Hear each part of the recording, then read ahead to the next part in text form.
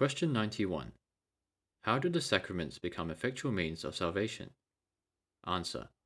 The sacraments become effectual means of salvation, not from any virtue in them, or in him that doth administer them, but only by the blessing of Christ and the working of his Spirit in them that by faith receive them.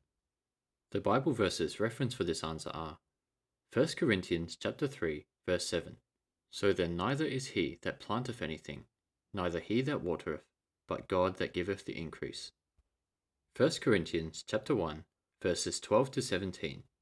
Now this I say, that every one of you saith, I am of Paul, and I of Apollos, and I of Cephas, and I of Christ.